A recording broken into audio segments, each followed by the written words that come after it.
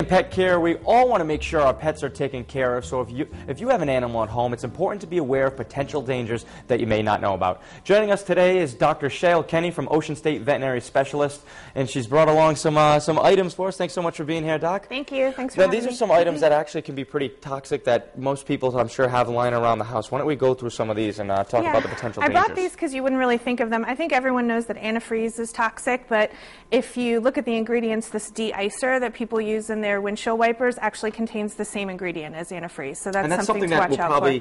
You have it lying around in the trunk of the winter, but in the summertime and stuff, you bring it back into the house or in the garage. Exactly, and this is the time of year where people are starting to get ready for winter, and it's important to know that even if you spill just a little bit in the driveway, a cat or a dog could lick it up. It tastes really sweet, and they could have a big problem with that needs hospitalization. So, what are some of the other things you brought? So I brought this. This is actually not toxic. This is a flea product that is recommended for cats that's sold by your veterinarian, but I brought this in as well, which is a dog product that you can buy in the grocery store, and a lot of people will make the mistake of putting the dog product on the cat, and that actually can be very, very toxic. They can have severe muscle tremors, seizures, things like that. So just want to be careful with that and just go with whatever your veterinarian recommends. How do we react if we think our pet is maybe acting a little strange, or maybe we kind of sense that something might be wrong? Are there signs, or what's the first step we should take? It's hard to know signs because everything causes slightly different problems, but if you feel like your pet could have been exposed to a toxin, the most important thing is to call someone right away. Call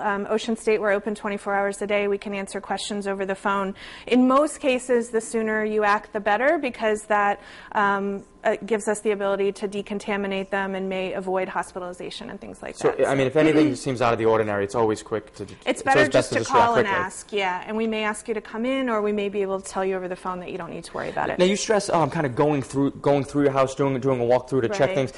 We have some more items here, and it is good to do a walkthrough because, my roommate left my old roommate left a little candy bar, and his dog got into it. He had a little dachshund, and I mean, this is stuff that everybody kind of just has lying around the house. You might not think pets would be able to get into it. Tell us. Yeah, you'd really be surprised. Sugar-free gum is one that just in the last few years we've realized can cause either dangerously low blood sugar or liver failure, and that's something that people really commonly leave either in their purse or on the floor.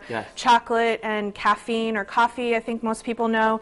And one surprising one as well that's come out in the last few years is grapes or raisins, and we actually don't know a toxic dose of grapes or raisins, so we need for you to give us a call if you think that your dog could have or your cat could have gotten these.